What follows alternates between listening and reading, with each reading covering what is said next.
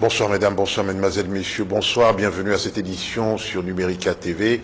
Les titres d'abord avec vous, Fanny Tikoufi. Lutte contre la fièvre hémorragique à virus Ebola. Début ce lundi à Bikoro, dans la province de l'Équateur, de la vaccination contre cette épidémie. Le porte-parole du gouvernement qualifie de procès d'intention la question sur l'éventuelle candidature du président Joseph Kabila. Pour Lambert Mende, que vous suivrez dans ce journal, le chef de l'État respectera la Constitution. On en sait un peu plus sur le naufrage d'une embarcation privée survenue la semaine dernière dans la province de la Chuapa. D'après le gouvernement provincial, les bilans fait état de 80 morts et 84 rescapés ainsi que des disparus. Un Malien sans papier placé au rang des héros, Mahmoudou Gassama, qui a sauvé un enfant de 4 ans hier grâce à son seul courage, a été reçu par le président français aujourd'hui. Il va rejoindre le camp de pompiers français désormais. Voilà pour le titre, Jean-Pierre Kibambi-Chintois. Merci Fanny Tikoufi et toutes les bonnes choses et bonne chance dans cette profession que vous avez choisie. À vous téléspectateurs, je vous dis merci de continuer à nous suivre. Vous avez et vous aurez toujours confiance. Vous aurez toujours raison.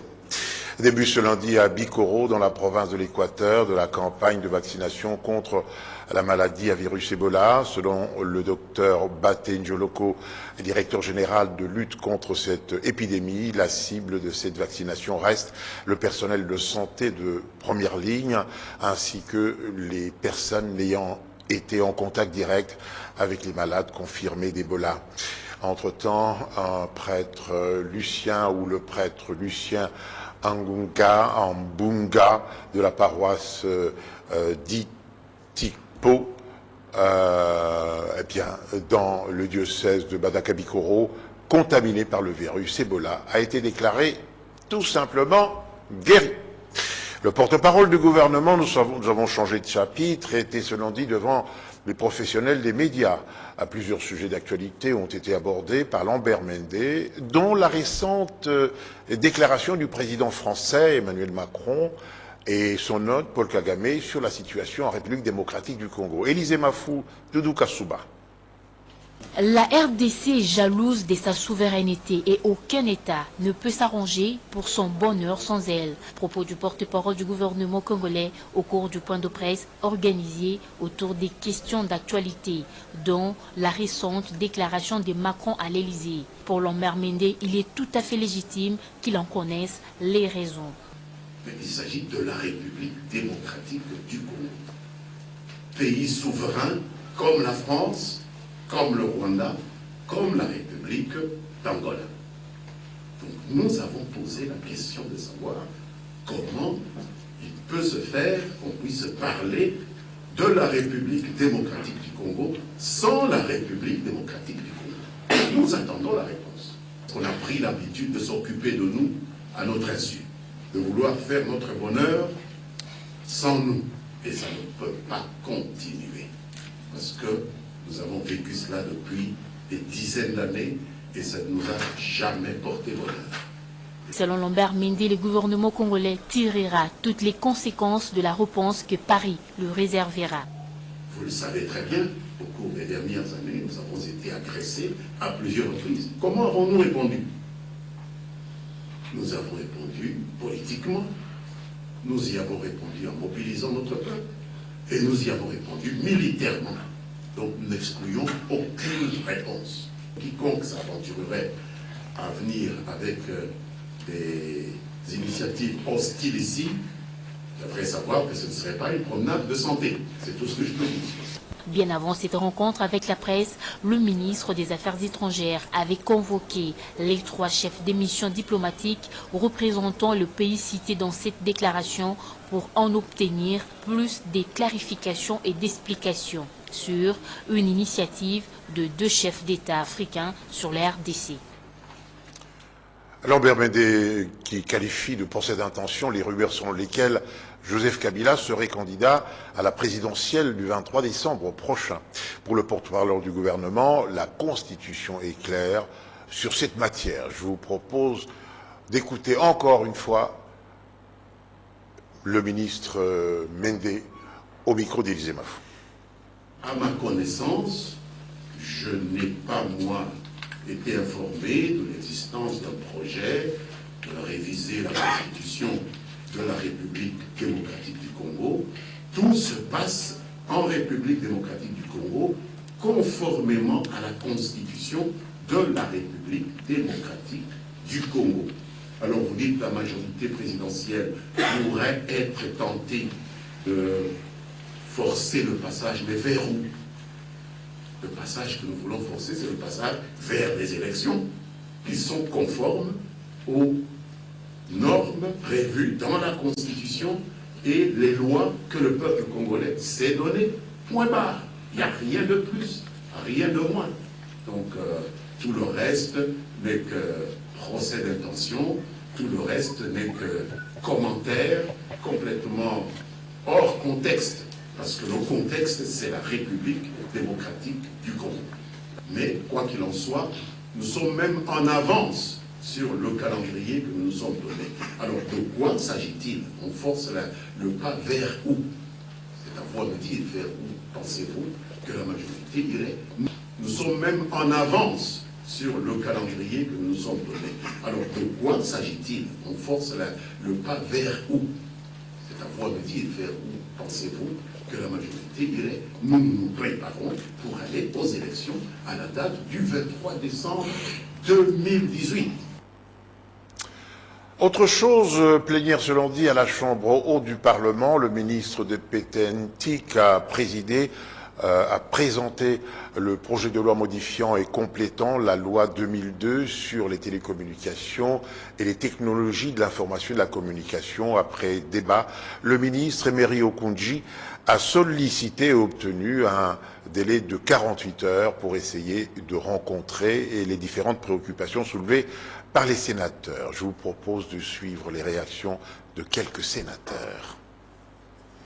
Et au moment où cette licence est octroyée, février 2018, à l'Assemblée, les collègues sont en délibération de quoi? Du projet de loi venu du gouvernement sur les télécommunications et les nouvelles technologies de l'information et de la communication. Le ministre n'a pas attendu la loi. Il a décidé d'attribuer une licence à Liquid, filiale d'une société étrangère. Et donc, monsieur le ministre des Postes, télécommunications et nouvelles techniques de l'information dans notre pays a décidé de confier à des étrangers l'installation et l'exploitation du système de contrôle des flux téléphoniques dans notre pays. Dans cette loi, il n'est aucunement fait mention d'opérateur historique qui est du reste dépositaire du réseau, c'est-à-dire propriétaire du réseau existant.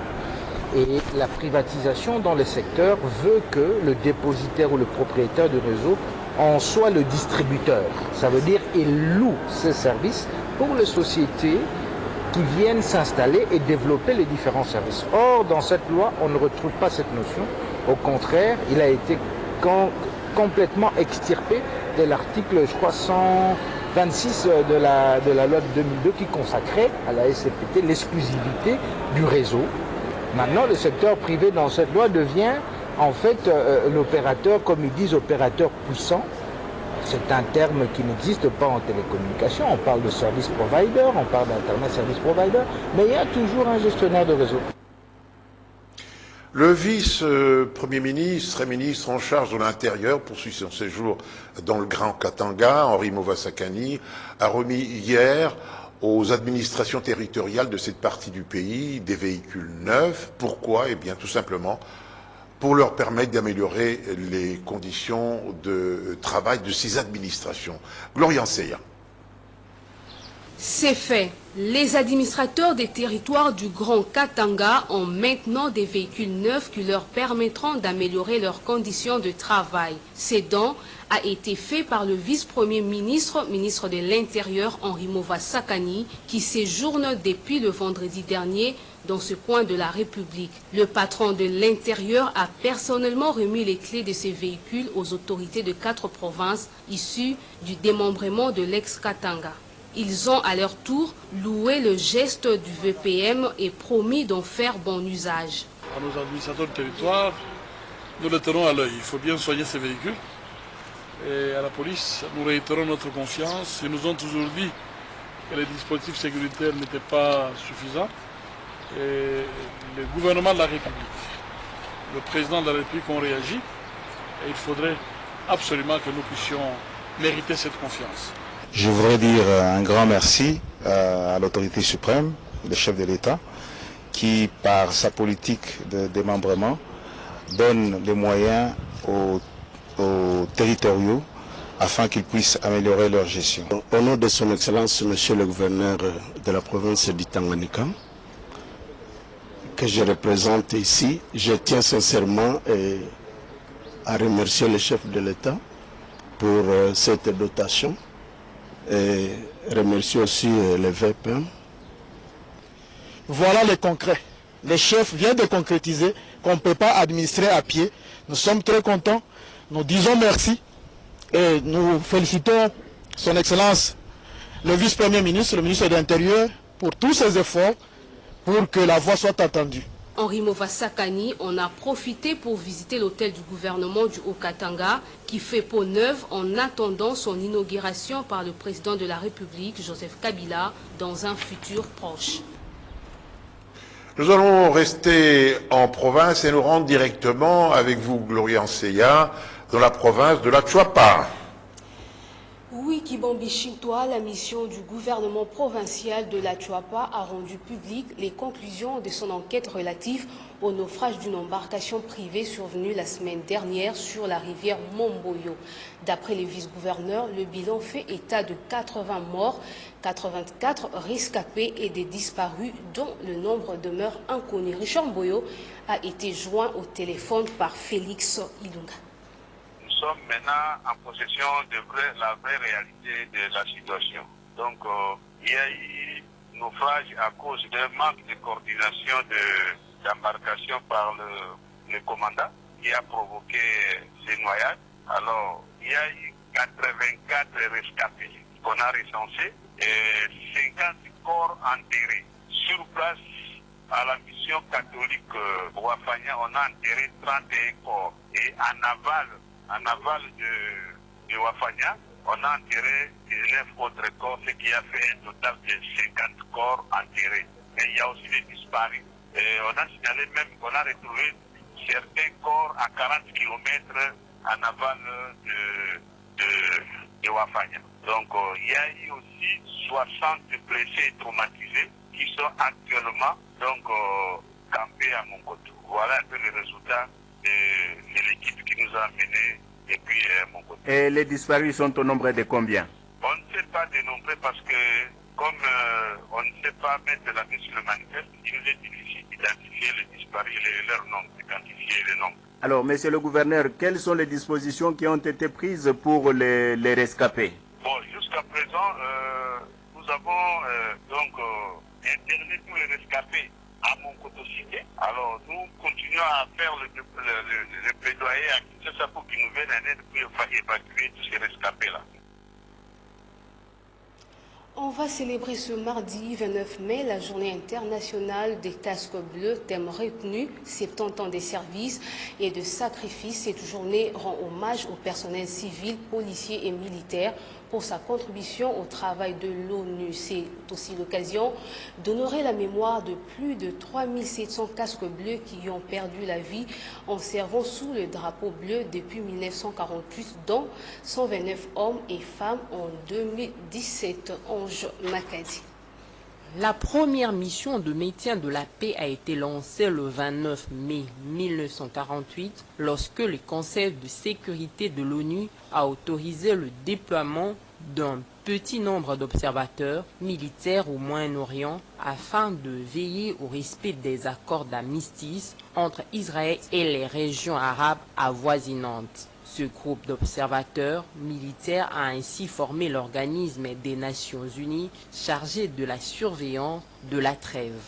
Durant cette décennie, plus d'1 million d'hommes et de femmes ont servi sous le drapeau des Nations Unies dans 71 opérations de maintien de la paix ayant des répercussions directes sur la vie des centaines de millions de personnes, protégeant les plus vulnérables dans le monde et sauvant d'innombrables vies. Aujourd'hui, les opérations de maintien de la paix des Nations Unies comptent plus de 100 000 militaires, policiers et civils déployés dans 14 opérations sur 4 continents, dont environ 16 000 se trouvent en République démocratique du Congo. En mars dernier, le secrétaire général a lancé une nouvelle initiative intitulée « Action pour le maintien de la paix » qui vise à améliorer les performances et à s'assurer que les opérations de maintien de la paix sont adaptées pour faire face au théâtre des opérations toujours plus complexes et dangereuses. L'initiative fait appel aux États membres, au Conseil de sécurité et aux pays qui fournissent des contingents militaires et de police en vue de recentrer le maintien de la paix sur des attentes réalistes, de mobiliser davantage de soutien pour des solutions politiques et de rendre les missions de maintien de la paix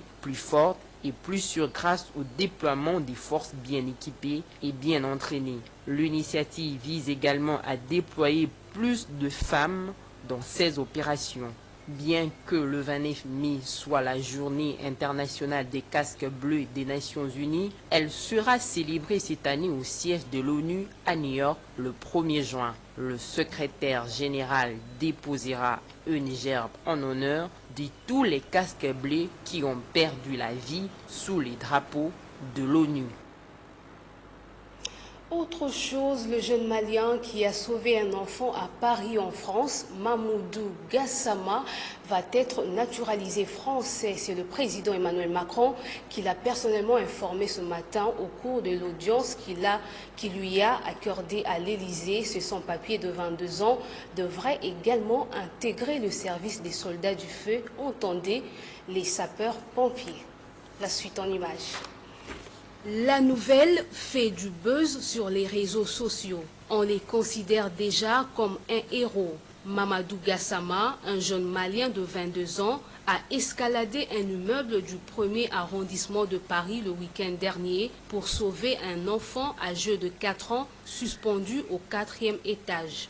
Suite à cet acte de bravoure, le héros du week-end dernier a été reçu ce matin à l'Élysée par le président français Emmanuel Macron. À l'issue de leur entretien, le patron de l'Élysée a annoncé que les démarches de régularisation étaient déjà en cours pour sa naturalisation. Emmanuel Macron a en outre assuré à son hôte de son intégration dans le service des pompiers de Paris. De leur côté, les pompiers lui ont déjà souhaité la bienvenue. On lui ouvre grand les bras car il partage déjà nos valeurs, a réagi ce lundi 28 mai sur France Info Gabriel Plus, porte-parole de la brigade des sapeurs-pompiers de Paris. Pour arriver en France, Mamadou Gassama a quitté le Mali en passant par le Burkina Faso et le Niger, puis sur un bateau, il a débarqué en Libye. Je l'ai également invité à déposer une demande de naturalisation car la France est une volonté et Mamadou Gassama a démontré avec engagement qu'il l'avait. A tweeté Emmanuel Macron dans son compte Twitter. Désormais, c'est un homme libre que Mamadou Gassama, hier sans papier, va sillonner les rues de Paris. En sport, la phase retour du play-off du championnat national va finalement se jouer. En effet, le ministre des Sports a accordé à la FECOFA une dérogation de 45 jours afin de permettre la poursuite du championnat national. Est suffisant pour la commission de gestion de la Ligue nationale de football de terminer cette fois-ci son championnat junior Bompema. Le ministre des Sports a finalement accordé la dérogation telle qu'est demandée par la FECOFA en vue de la poursuite de la phase du play-off du championnat national. Le numéro 1 des sports congolais accorde cette dérogation de 45 jours alors que le calendrier était déjà publié par la commission de gestion de la Linafoot. 45 jours accordés certes, mais l'opinion sportive reste tout de même sceptique quant à la fin effective du championnat dans les délais. Lorsqu'on sait qu'en 2 mois, la manche allée n'a pas connu sa fin. Jusqu'à l'heure où il y a encore 2 matchs non joués de la manche allée, dont Maniema Union V Club et Derrick Club Motema Pembe ASV Club. Mathématiquement parlant, l'atterrissage en douceur du championnat national paraît presque utopique, même si du côté de la commission de gestion, l'on veut soumettre les clubs à jouer toutes les 48 heures. Et surtout que le moyen financier pour la poursuite de cette phase fait défaut à en croire la correspondance de la Linafoot adressée au président de l'Assemblée nationale. Tout porte à croire que l'idée de voir tous les matchs être joués semble absurde. Maintenant, la revue de presse. Hermione en vous. Revue de presse.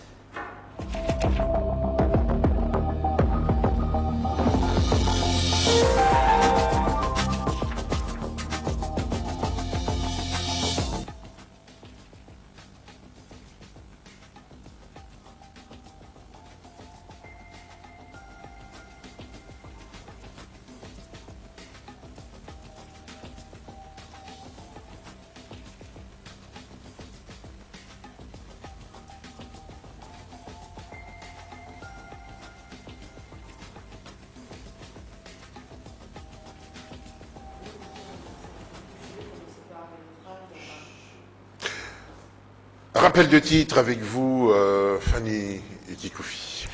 Lutte contre la fièvre hémorragique à virus Ebola.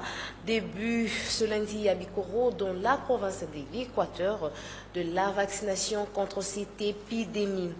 Le porte-parole du gouvernement qualifie de procès d'intention la question sur l'éventuelle candidature du président Joseph Kabila pour Lambert Mende, que vous avez suivi dans ce journal. Le chef de l'État respectera la Constitution. On en sait un peu plus sur le naufrage d'une embarcation prévue survenue la semaine dernière dans la province de la Chuapa.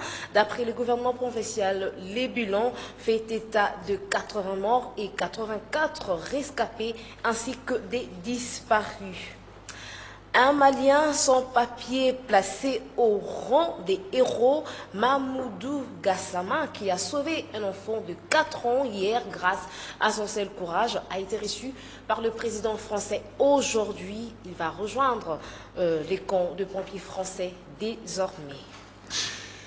Merci Fanny Kikoufi et bienvenue à ce journal que vous aurez le plaisir de présenter avec nous.